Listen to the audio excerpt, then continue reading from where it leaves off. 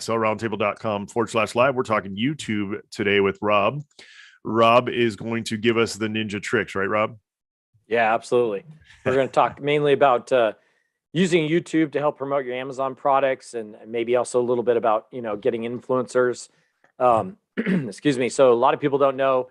I mean, they all know me as CMO for Getita. That is my current role.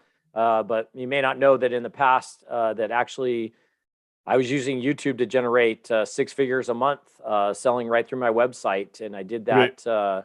Hey, Rob, wait 1 second. Sorry. Yeah. We didn't start yet. I was just starting the live stream, and I want to make sure we're recording all this good stuff. Go for it. All right, here we go. Right. Sorry about that. That's my fault. I can do it again. No, okay, cool. Here we go. Hey, what's up, everybody? This is Andy Arnott. Welcome to the Seller Roundtable number 147. We're super stoked to have Rob Stanley on today. Rob, thank you so much for being on. Hey, thanks, Andy. I appreciate it. All right. What we love to start with is what we call street cred. And it's just a journey up to where you landed today. So, we love to hear the full story from, where you're born, raised, kind of your journey to what brought you here today. And you can go as deep or as slim as you want on that. I think I might have to go slim because that could take a whole nother show. So, all right, we'll keep it kind of slim. So, yeah, I'm actually born and raised in San Jose, California, which is also known as Silicon Valley. I basically haven't left. I'm still in Silicon Valley.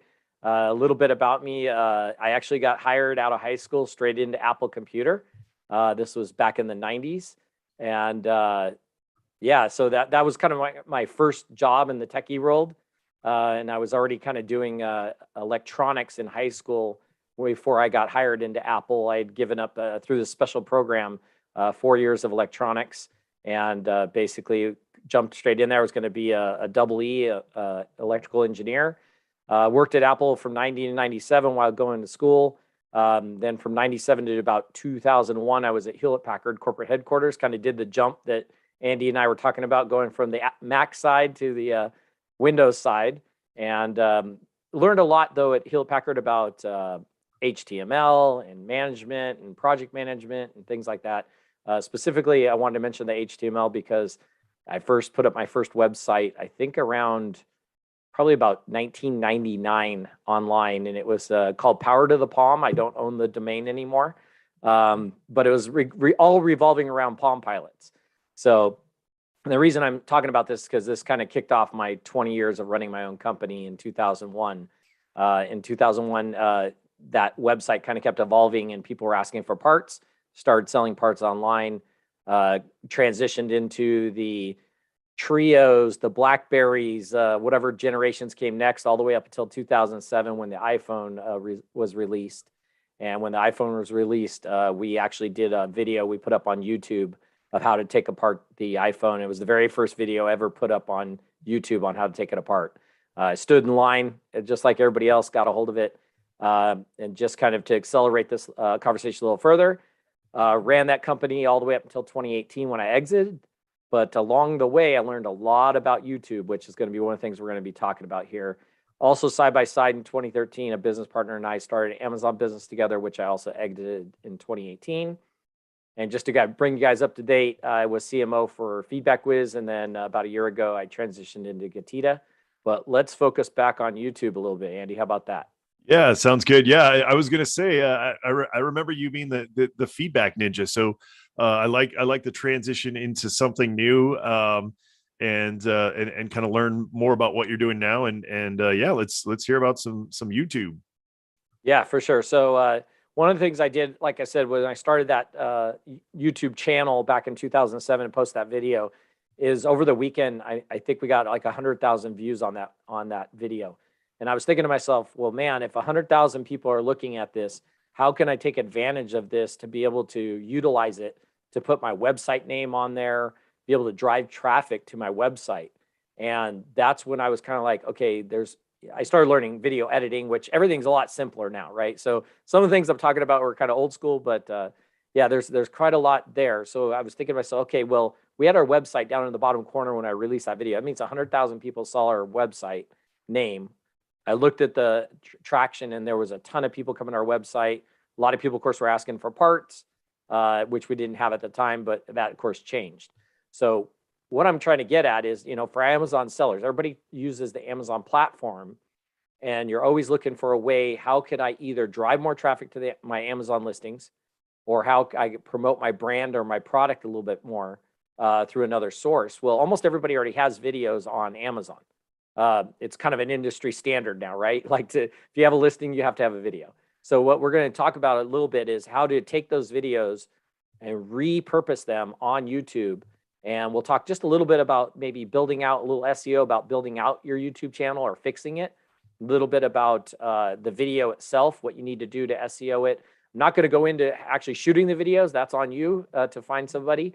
But since you have those videos, let's dive a little bit into kind of setting up your YouTube channel. How about that? Yeah, absolutely.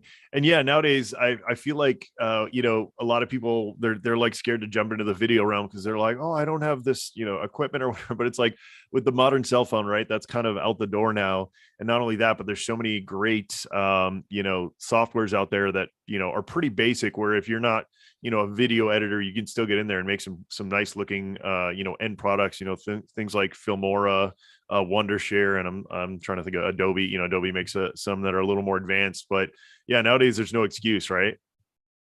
Absolutely. Yeah. So I use Adobe Premiere myself. Actually a little bit older version of it, but it works just fine. And yeah, there's tons of free ones out there too. If you're not sure, you can always email me or get a hold of me on social media, and I can give you some recommendations. One thing I'm going to mention though, Andy, one of the biggest tools that I took advantage of on YouTube, and there is free versions of it. It's called TubeBuddy, TubeBuddy, TubeBuddy. I've used that for years, and man, that is the most powerful tool I've ever used. There is another one just like it. It works pretty similar. I just happen to really like TubeBuddy myself, and so check that out, because I'll probably reference it a little bit here and there as we kind of go through this. So one of the things I do want to talk to you a little bit about is if you do have a YouTube channel, or if you're just creating a YouTube channel, one of the things you want to do the quickest, it's kind of like getting reviews on your Amazon listings, right? You want to get people to subscribe. You want to get up to that 100 subscribers as quickly as possible. And the reason I say get up to that 100 subscribers as quickly as possible is because that allows you to have a unique URL, or what we would refer to sometimes as like a brand, right? Like you'll be able to put like youtube.com/Gatita, right? So that was one thing that you want to try to get to as quickly as possible, because actually that gets picked up a lot better by Google.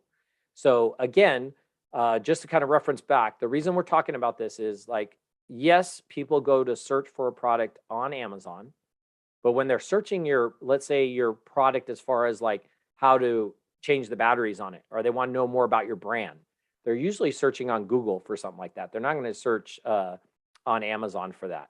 So that's why one of the purposes of building out this YouTube channel is to have more brand recognition on Google, and have more times that maybe people could see your product or find out more about it.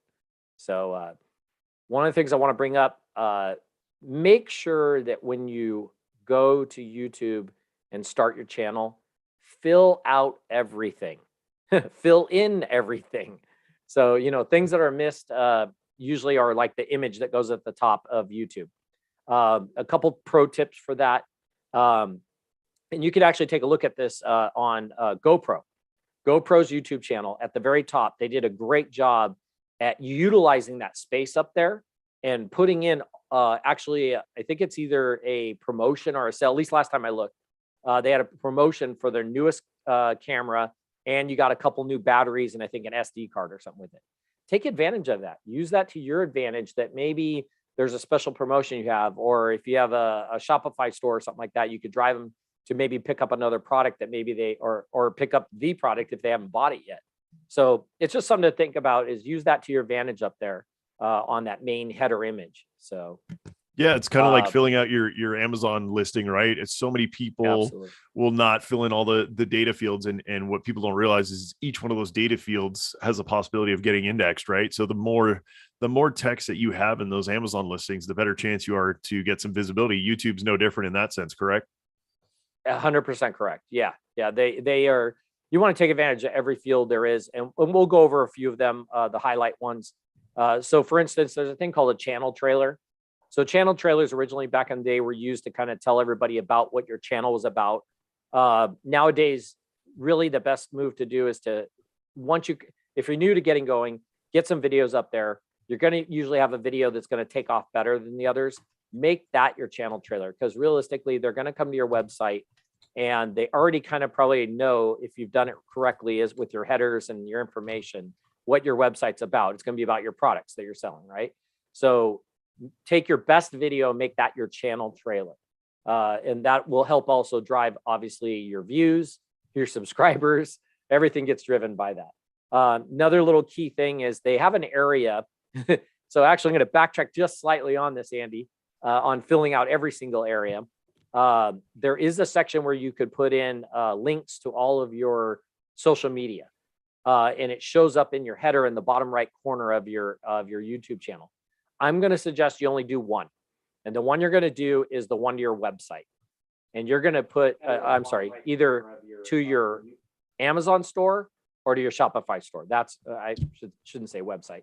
And that'll be put in like your brand name, store, or something like that. And just make that clickable right to your Amazon listing or Amazon store, Shopify store. So that's another thing to take advantage of. The reason I say don't use the social media links is because you've already got them to come to your YouTube channel. Why take them away? Keep them on there. Let them keep watching, keep learning more about your product and your brand. So that's just a quick tip there. Yeah, I love that. And not only that, but you're getting some domain juice, right? People don't realize when you're posting to all these other platforms, SEO wise, you're gonna get, even on the Google search engine, it's gonna help you there as well. Absolutely, 100%. And like I said, if let's say you're only a one product brand, which is fine, link right to your Amazon. You got outside juice coming in. I mean, Amazon's not going to say no to a link coming in to, to your product or to your Amazon store. They're not going to say no to that. So let's just talk just quickly about channel description. So channel description is you kind of just telling people what your store, or, what your channel on YouTube's about. Use some keywords in there, just like you would do on Amazon, where you're finding keywords to use. Kind of use that same thing. Try to use up the whole area in the sense of they give you a limit on how many keywords and descriptions you can add in there. Don't spam it, just like you wouldn't do necessarily on Amazon either. So you're going to find out pretty quickly, Andy, a lot of the things where people are doing on Amazon are also, and the techniques are also used over on YouTube. So one of those, like we just talked about, the channel description. So then there's another section in YouTube called channel keywords. I just suggest taking your top 10 or 15 keywords, put those in there. You'll find it's in the area there. At the very end of this, I'll tell you guys kind of a quick how to get a hold of this presentation so you can actually look at it live towards the end. So cool. And it'll have visuals and everything for you. So another thing I recommend is using a thing called channel recommendations. Some people shy away from this. I think they don't understand it correctly. So just let me go just a smidge into channel recommendations and what that does for you. So let's say, for instance, if I have my channel for my podcast, right? Or Gatita's channel, and we have partners. What we do is we make sure that we add the channel recommendations of every one of our partners to our channel. Now, what that happens, or what that creates, is an opportunity for some of our videos to show up on their channel and some of their videos to show up on ours. So obviously don't do it with competitors, do it with complementary channels. So if you're selling something that has to do with maybe home goods and there's a really cool channel that talks about home goods, but they're not a competitor, I would maybe add them as a channel recommendation. So that's something, definitely take advantage of that. Just be careful that it's not with your competitors. You don't want their videos showing up on yours. So another thing that we see a lot of people not taking advantage of on YouTube channels is playlists. So definitely create playlists, create multiple playlists. Playlists that kind of originally was used for music. So a lot of people would take music videos, say from the 80s or 90s, and they put them together. You'd watch one after the other. It was almost like creating a playlist to listen to on your phone or something. And you can do that same thing with videos. So I have ours grouped up that if there's particular subjects that we have, or guests that we have on, I'll group them if they're talking about very similar things, or if I have a guest on a couple times, I'll put them in their own playlist. Also make sure to fill out all the information on the playlist as far as titles, descriptions, and all that. So another thing, in this one, I'm going to show a visual on this, but also describe it for everybody. Let me just share this real quick. Let's see, that should be here. Let me know if you can see that, Andy. Not yet. All right. Yep, I got it now. Let's talk a little bit about watermarks. So a lot of people take advantage of watermarks in the sense of they assume that they want to put their logo in there, their company logo, for instance. Okay, so I'm not saying that GoPro is a recognizable name, but this shows up in the bottom right-hand corner of every video if you set it up correctly that way. And it's kind of zoomed in, so it is going to be a little blurry because I had to really zoom in on this. What we found, and I did this, oh gosh, 4 or 5, no, maybe even 6, 7 years ago. I switched to putting a little thumbs up because, you know, Facebook was kind of, everybody was thumbs upping things. And I was like, man, what if I put a thumbs up in the bottom corner? Now, when people click on that thumbs up, what it actually does is asks people to subscribe to your channel. And the reason you want them to subscribe to your channel is because every time you put up a new video, they're going to get notified of this new video that you just put up.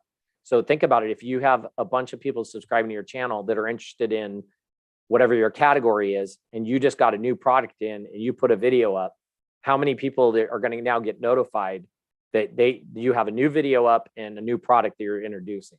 So I would take advantage of that. I think that's something that maybe is not taken advantage of enough. We'll jump back. Yeah, that's a good tip.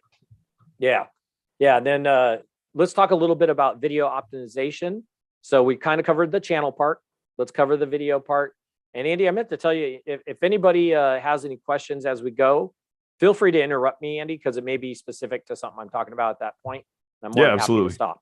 So video titles are kind of similar to Amazon titles, SEO, right? So you should be, they should be relevant to the content. You're not going to be spammy like, world's greatest, whatever, and it's not the world's greatest, or at least maybe you're the only one that thought so. Try to keep the wording in the title to about 5 to 7 characters. You don't want to make it too long. This is where TubeBuddy comes in handy. It actually tells you when you start going over the limit that's SEO, better for SEO purposes. Using keywords obviously help a lot. You don't want to put, if you're going to do like multiple episodes, put those at the end. If it's somebody's name, like, or the brand, put that at the end. Don't put it at the beginning. And of course, things like how to DIY, top ways or 10 ways, those always are really good starters. If you've done something regarding that. So that's just something to think about for titles that will usually help. Let's talk a little bit about the description. So in the description, utilize that space. Now it's a lot of characters, so you're not necessarily going to utilize every bit of it, but some of what makes it really effective is the very first line of the description. So the very first line of that description, I had an example that I actually wrote up, right? So it was regarding boosting views and watch time for YouTube, right? So I said tips on how to write an effective description for YouTube to boost views and watch time, period.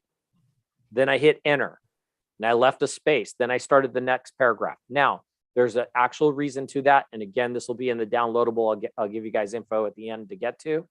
There was a reason for that. What you did by putting that period there and then a space, and then starting the next paragraph after that is you just told Google that this first sentence is the most important information in this video and use that for Google searches.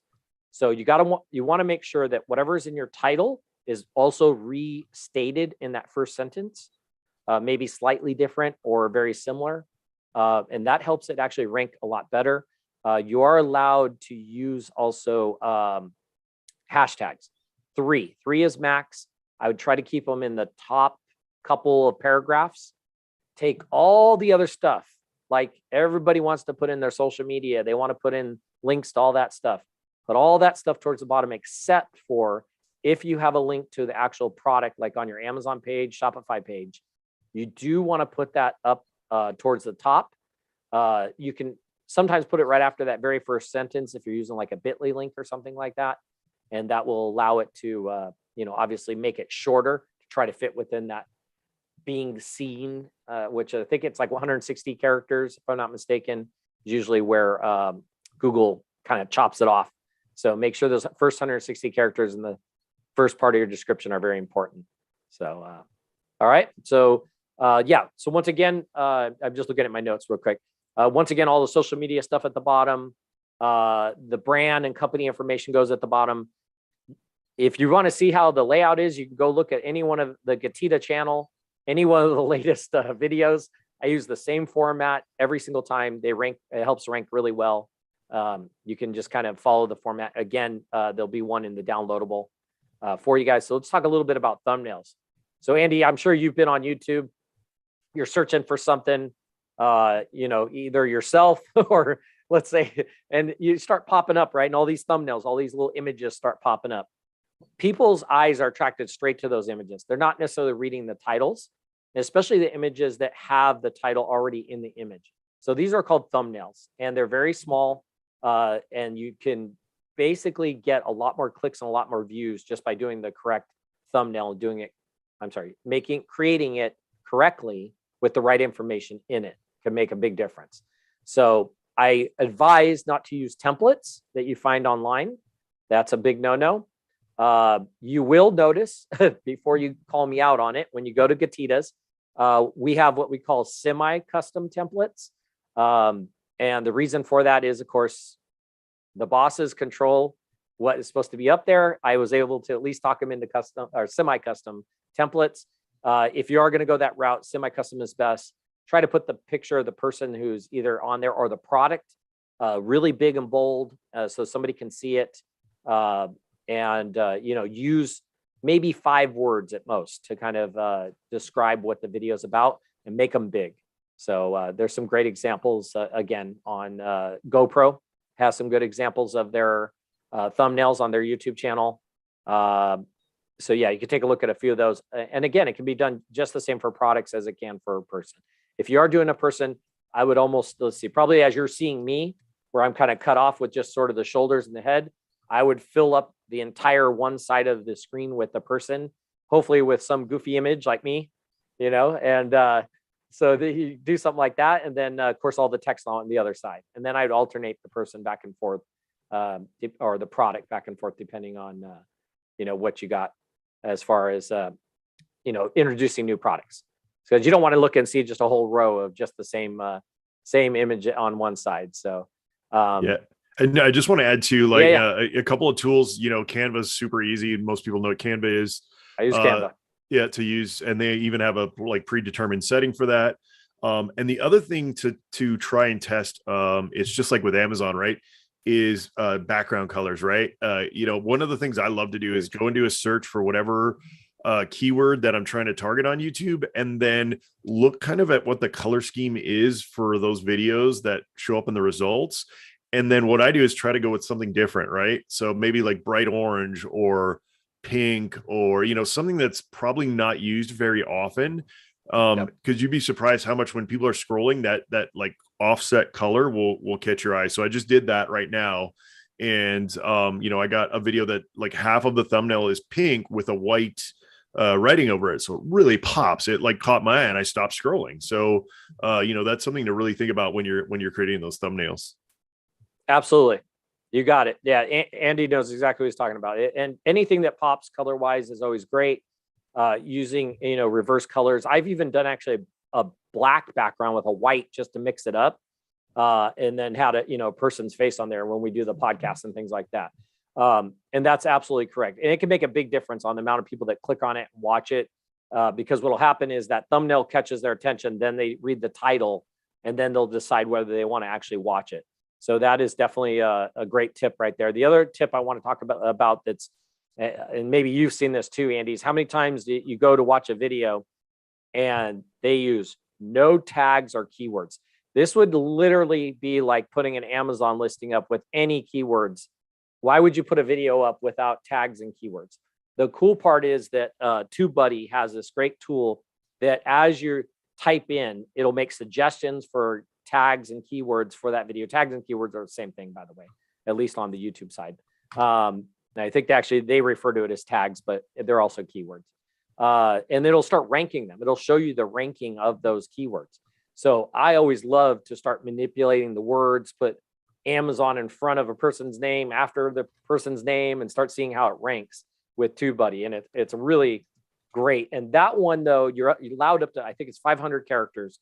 Fit as many words in there as you can. Use TubeBuddy to auto sort them. Take out some of the ones at the bottom and re-add some new ones in and see if they can start ranking. The more they rank, that just means the more tag or keyword you have in there, that if somebody searches that on YouTube or possibly on Google, your video is going to show up. So that's one that I see missed a lot. And it's so funny right now. Yeah, go ahead. I was just gonna say, yeah, it's so funny. You know, it's just like anything, right? If you're gonna be lazy when you put your content up, it's probably not gonna do well. If you really kind of take the time, get to know your avatar, and then target those people, right? I mean, it doesn't even have to be the most searched keywords, right? We can go long tail, and if you really know your demographic, might even work better than some of those high volume ones. So definitely some things to think about. Yep, absolutely. No, you're 100% right. And I can tell you right now that so many times I run across companies that are pretty big, and I look at their videos, and with TubeBuddy, I'm able to see what their tags are, and there's like 0. And I'm like, oh my gosh, what are they doing? It's like, hire somebody to help you. Right. Absolutely. Train somebody. Right. So yeah. Well, hopefully they're watching, or they're going to watch this and get some ideas. So another thing to cover, and I'm just going to cover this really quickly, is closed caption. So many times people are on their phone, they have it on silent, or they have the volume turned all the way down. It's always great to have closed caption on your video so people can just read as they're watching the video. You know, that's used quite a bit on social media nowadays. People put wording across there because, you know, you're in a public space, you're watching videos, you don't want it blasting out. Also, by the way, it usually increases your views by about 7%. So if you have a ton of videos, I would just say start with your top 10. If you're just getting started, I would definitely include closed caption. Closed caption is auto-generated by YouTube, but be sure to go in and check it. It's always wrong. Period. Yeah, there's quite a few tools that will let you add captions, and sometimes you'll see on the videos the I forget what it's called, but it's like the audiogram or whatever. Oh yeah. And that kind of catches your eye a lot too, especially if it's a video that you're like chatting, you know, like a podcast. It would be a great way to, you know, a great thing to have that on it. For a product, maybe not so much. The captions might be enough, but you know, once again, it's whatever you can use to kind of catch people's eye, right? Absolutely. Yeah, I would say on a product, if there's nobody talking, like and that's fine. I mean, we see plenty of them spinning around on a table, or they're just rotating it. I'd maybe put some text up though on there, you know, what the product is, maybe a feature that you want people to know about, where it's available on, you know, the brand name, or to search on Amazon or something like that. Just something that when they're watching it, especially if it's just a product spinning on a table. Of course, again, these are things you can do on YouTube, not necessarily things you could do on Amazon as far as your videos are concerned. Two different requirements, or I should say terms of service. So on what you can do and not do. So something to think about. Another thing I don't see utilized a lot is at the very end. I'm sure everybody's on here has probably watched a YouTube video. You get to the end, and then it's done, and then they bring up another video they suggest. Now, you can control that slightly by putting your own suggested videos at the end of your own video that you just did. And it's called end screen. So I would make sure every video has an end screen, especially if you have a complementary product. I would make sure that, you know, if I'm selling, what's a good one? Garlic press. And I have a video and I'm selling garlic hammers, right, to stamp them with. Maybe I'd want that next video to show up saying, hey, you watch this, you might want to watch this one. So I would take advantage of that every single video. And, you know, you see it done where people just forget to put it at the end, and it's something easy. Good thing is you can always go back and add it. So it's something that's done actually through the YouTube dashboard, so to speak. So, yeah, that's great advice. Another thing that you can do is say you only have one product, you know, staying on the garlic press theme, is maybe the next article or the next video that you play might not be yours, but it's one that's, you know, how to make garlic bread, or, you know, something that is Absolutely. complementary to using your product, right? And then all of a sudden people are like, oh man, I really feel like garlic bread and that garlic press I just saw, I really need one. My, mine broke or whatever it is, and they just go and order it right after that, right? So Absolutely. definitely tempt them with related content that definitely ties into your product if you only have one.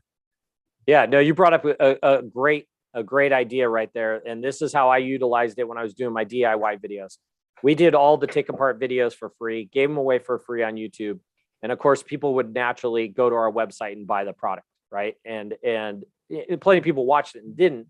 But the idea is that, like you said, if you've got a garlic press that you're selling, why would you not do a bunch of different things on how to best garlic bread spread or something, right? How to make it. I love talking about the garlic press though, because I literally live 15 minutes from the garlic capital in the world, which is Gilroy, California. So You know what's sad is I never went to and I love garlic. It's literally one of my favorite things. The restaurant in San Francisco, I was like the smelly garlic, stinky rose or smelly rose or something like that. Yeah, something like There's a couple of them. Yeah, and I heard it's amazing, and I when I lived out there, never made it. So yeah. So unfortunately, yeah, no, I love it. I mean I live right down the street from Gilroy, so it's always great. Let's jump back in. So total length of time on your video. If you're creating videos from scratch, you want to try to keep it around 15 minutes. Don't add fluff and stuff to try to get it there. If you're making valuable content that's a 2-minute video, it's going to do better than you trying to do a 15-minute video with a bunch of extra stuff and thrown in there to try to get the length.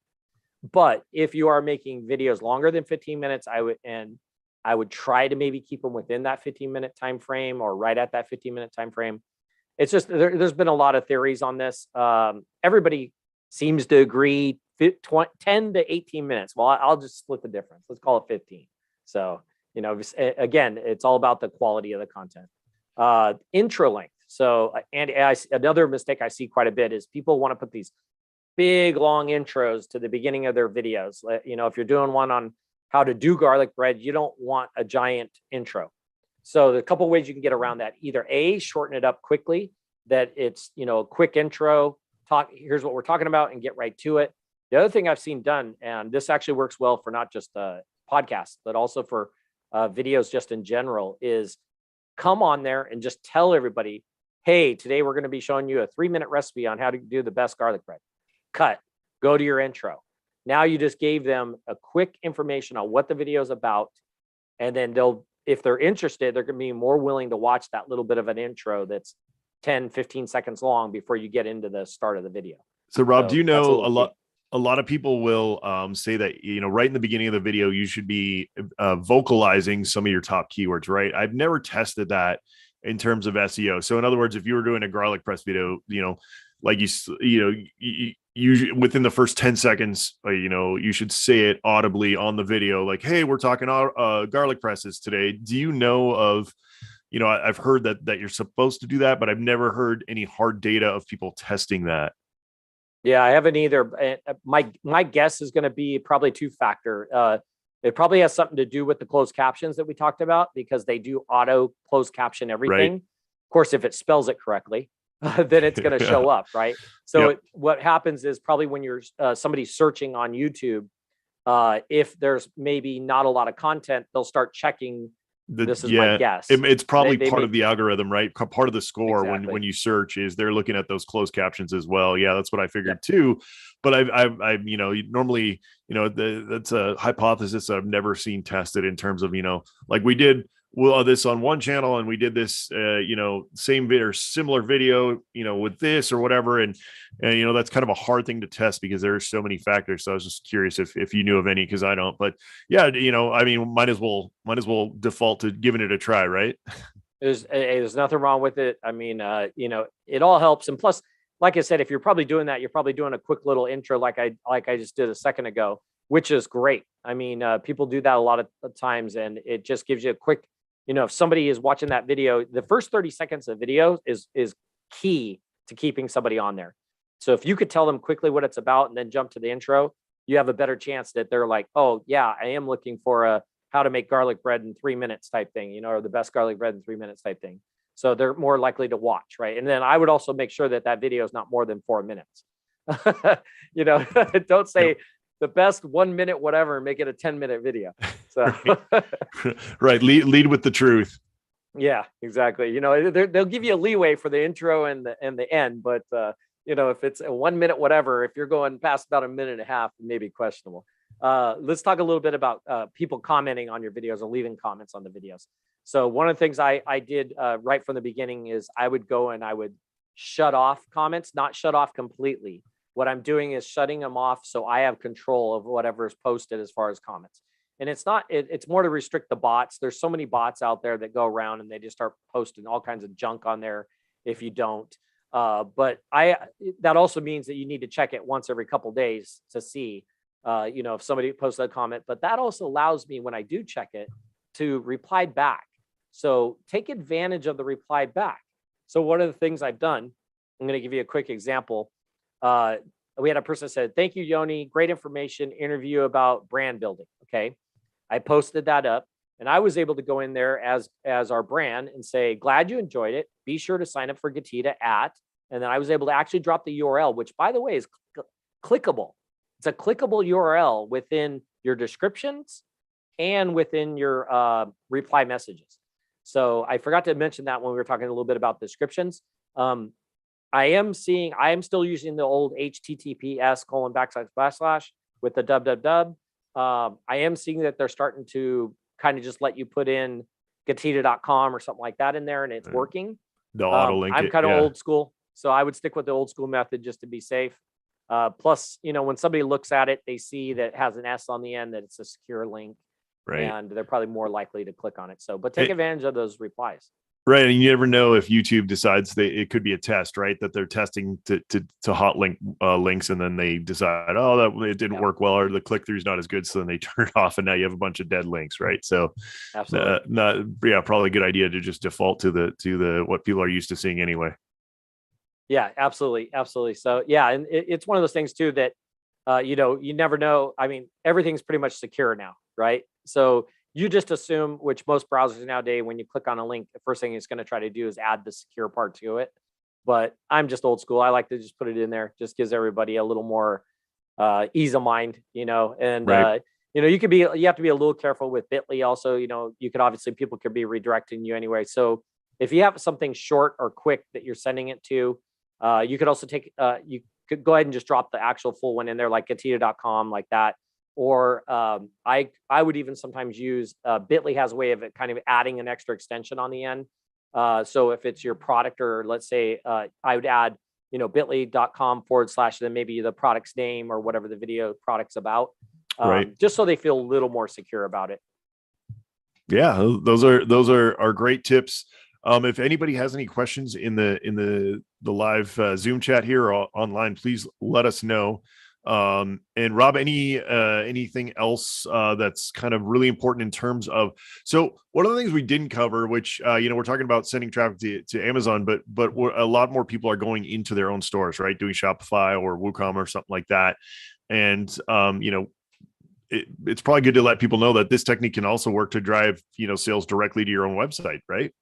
Absolutely. Yeah. So kind of the key areas that you can use to drive to either your Amazon product, your Shopify store, your own website, whatever you want. One of them was kind of that header we talked about in the top of the header in the bottom right corner of it. You could put a link in there. It was kind of where the social media were. And I told you, don't use social media. That can link to anywhere you want. There's no restrictions on that. So that's the first place that you can link. The second place you can link is in the About Us area. You could also include a link there, put it down towards the end, but you can have a link there. I have one in the Gatita one. Another place is, of course, every single video in the description. You could put a link in there to the actual product, Amazon product, you name it, wherever you feel like you want to send them. Even if it's not a Bitly, it'll still link as long as it has the full, you know, URL capability. So I actually kind of just got to the end of our presentation.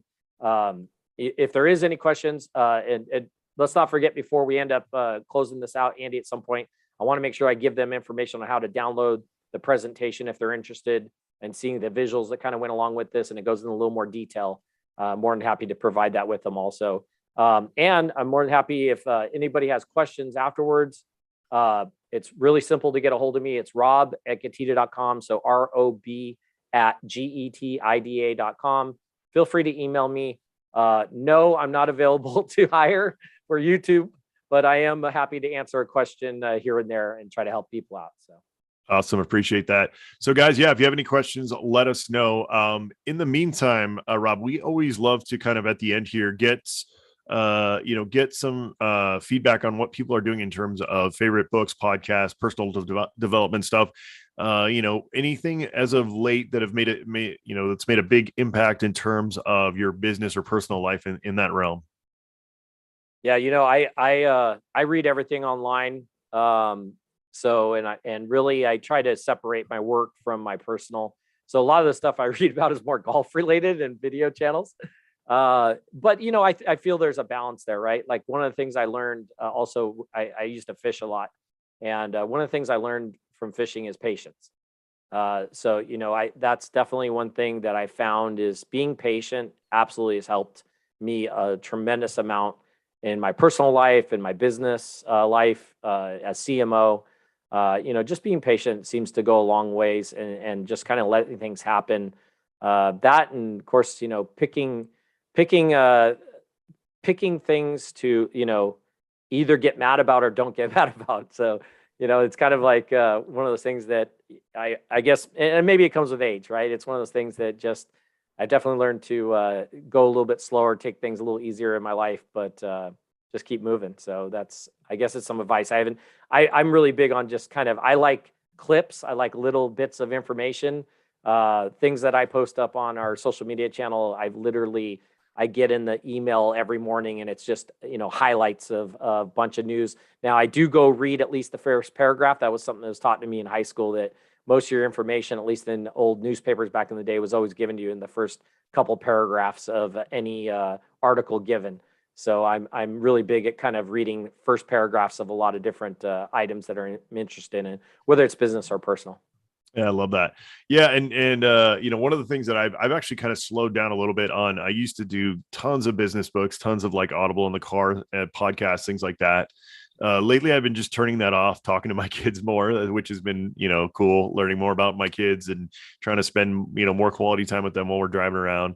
And the other thing is just silence, just driving around. We're in such a busy world these days. Driving around just in silence is also kind of great. It's almost like a mini meditation. So those are a couple of things I've really been enjoying. But one book I will share that is super interesting is actually, I'm gonna have to pull up my phone to remember the name of it. I should know it by now, right? But there's a couple of things. So Miracle Morning, my wife is one. I'd heard about it before she had done it, but I saw such a big impact with what she was doing with Miracle Morning. So if you guys haven't read that, it's super game changing. It's going to require you to wake up earlier, which sucks, but once you get used to it, it's not as bad. My wife actually read that and she follows it. Yeah. We're up pretty early. We're pretty early people. Right. So I work East Coast time, but there you go. Yeah. So if you're an early bird, so my wife and I are night owls, so that's probably been one of the hardest parts, but we've kind of tailored it. My wife and I take turns sleeping in and getting up in the morning. So that's kind of helped a lot to kind of ease that burden. But the other book that I'm kind of halfway through, and it's more of a brain science book, which, here or there, whether you kind of, dig into that stuff, whether it's going to help you or not in your business life. But it's made a big impact for me in terms of really kind of understanding that humans are animals. Like and I think we kind of realize that more every day with social media, kind of like, twisting the knobs on us and kind of making us believe things or do things. But anyway, it's called The Power of Habit, and it's Charles Duhigg. I think that's how you pronounce it. Duhigg. Super interesting book on brain science, on habits, forming habits, kind of how the brain, you can reprogram your brain with habits and things like that. So between Miracle Morning and that, those two are kind of what I'm on right now. Super interesting stuff. Yeah, Rob, thank you so much. Talk about the resources again here real quick, how people can get a hold of you, and kind of what you're doing in terms of work right now, and anything else you want to mention before we go. Sure, absolutely. Yeah. So somebody was asking about another video editing software besides Adobe. I've only used this one limited because I do use Adobe, but it's called videosoftdev.com. They have a free software that you can take a look at for video editing. Then as far as downloading the presentation I just gave, it's pretty simple. It's Getida, getida.com/YT for YouTube, YT. Don't type in YouTube, YT. Getida.com/YT.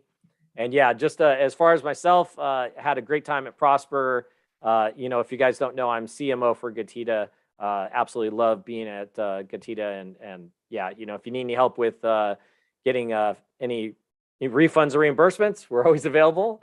And I think, Andy, I think you guys have a link too, right? A different link for us for signing up or something with a special? We may on our website, we might have one with a link. Yeah. So sellerroundtable.com, go to the resources tab. And I think we might, if not, we'll try to get that added. Absolutely. Absolutely. Yeah. So a pleasure being on. And again, rob@getida.com is my email. Feel free to reach out. And of course, go to getida.com/YT to download the presentation we just did. Awesome. Thank you so much, Rob. Really appreciate it. Guys, if you have not done so yet, please join us live. We love to have you in the audience. It's fun to interact with you guys. You can ask questions, things like that. sellerroundtable.com/live, 1 p.m. Pacific time. We do it every Tuesday, or just about every Tuesday, unless we have a guest that doesn't show, or Amy's sick, or I'm sick, or who knows what's going on. But generally we're here. Or Amy's on vacation. Right, yeah, exactly. Which is a lot lately. Man, I'm a little jealous. I know. I've seen her. Yeah. Right. Yeah. So if you guys can join us, we love to have you here. We love to have you interact and kind of ask us questions. It really kind of helps us. We might be doing things that are above your head or things like that. So join us live. And also if you haven't done so yet, please rate, review, subscribe. That really helps us get the word out for anybody who's getting started in Amazon, or maybe stalled, or just kind of need some advanced tips and tactics. We'd love to have you let them know about the podcast. And as usual, guys, thank you so much for joining us on the Seller Roundtable. We'll see you next time. Thanks, Andy. Thank you. All right. Let's stop the stream, and then we'll give people only in the Zoom meeting. So if you're watching on a streaming service and you're not in the Zoom, you're not going to get to see if there's any cool questions that break out some cool information that we might not have shared on the podcast or on the live stream.